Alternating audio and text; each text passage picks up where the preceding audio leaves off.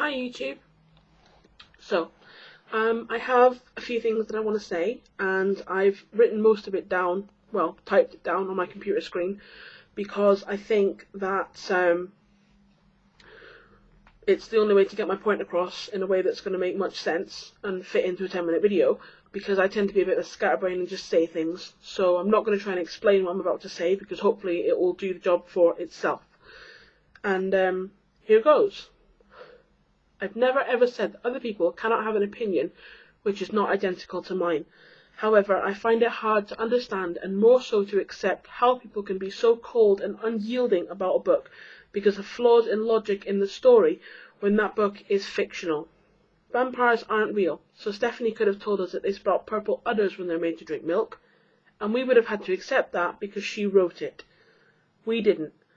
If anybody has any issues with that, then maybe they can try and write their own book. See if they can knock Harry Potter off the New York Times bestseller list. I doubt it if that person is a closed-minded, uptight bully like most of the people who've been attacking me over opinions. I'm also pretty disgusted to find that 86% of the viewers on my Breaking Dawn hater video are female, most of which are between the ages of 13 and 17. Which by reasoning means that most of the comments are also from women.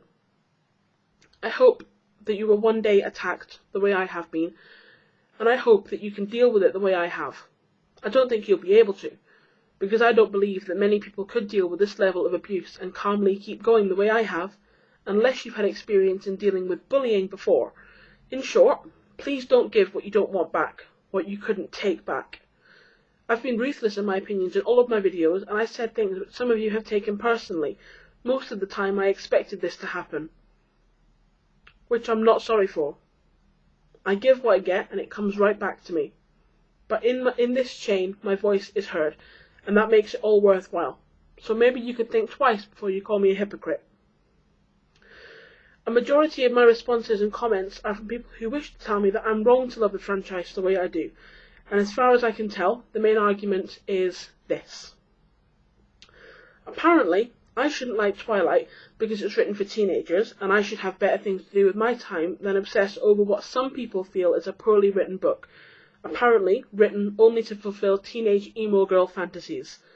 I hope I conveyed that opinion fully because I want to be able to tackle the opinion as it is, and I'm going to try to make my point really clear on this one because my reasons and opinions are very, very simple. I don't want anyone to think that I'm trying to be cryptic or satirical about the things I'm explaining. I like Twilight because I've always loved vampire stories. I loved Buffy the Vampire Slayer, I loved Angel, I loved the Anne Rice films, although I never really got into the books. And I also enjoyed the House of Night novels. All of these stories are slightly different in their mythology, and each of the fictional worlds in the books is different than the others in some small way. But I loved them, and I still do love them. And the reason that I love Twilight is that it's not just a story about vampires who kill humans for food and do bad things. It didn't follow the traditional vampire mythology. Granted, neither did the House of Night saga, but Twilight is very, very different because it not only boasts originality, but Stephanie is such a genius that she was able to take the basic myth, the human-looking deadly creature who drinks blood, and manipulate the traditional stereotype into a new breed of vampire. She made vampires sparkle in the sunlight and gave them a conscience, and although officially unconfirmed in the book, a soul. This made them more human, and so she made them indestructible and shockingly beautiful. All of this seems to have gotten the traditionalists a little bit upset. My point is that people need to back off from attacking Twilight, and the fans, if their reasons are to do with the way that Stephanie changed vampires from the stereotypical hardcore murderous monster into something more human. Because she wrote a book, a fictional book. That means it doesn't have to be remotely close to any other vampire story because it isn't real. So get over yourself and learn to either accept it for what it is or back off. You never know. You might even enjoy it.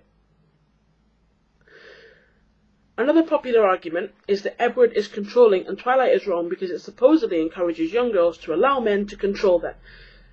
And apparently it tells you that if your boyfriend wrecks your car to stop you visiting people or climbs in your window to watch you sleep, it's alright.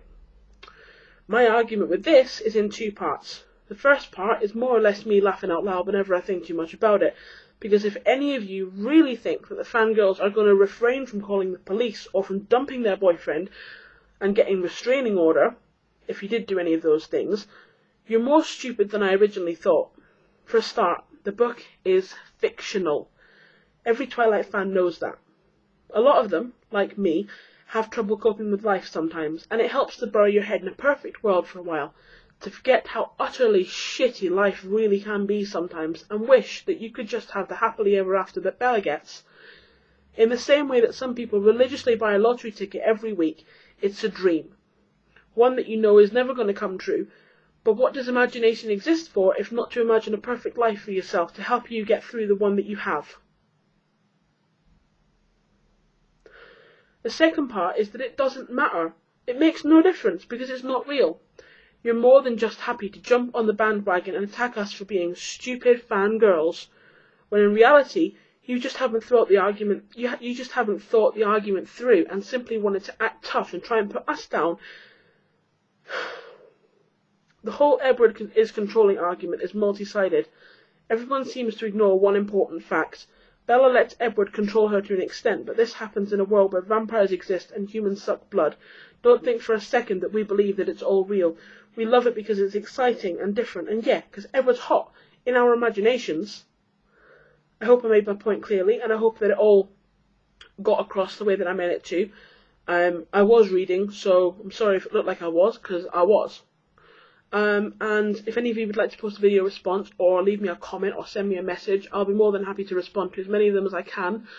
I just hope that this will answer some of your questions and hopefully satisfy a few of those people who have contacted me to ask me why I enjoy Twilight so much.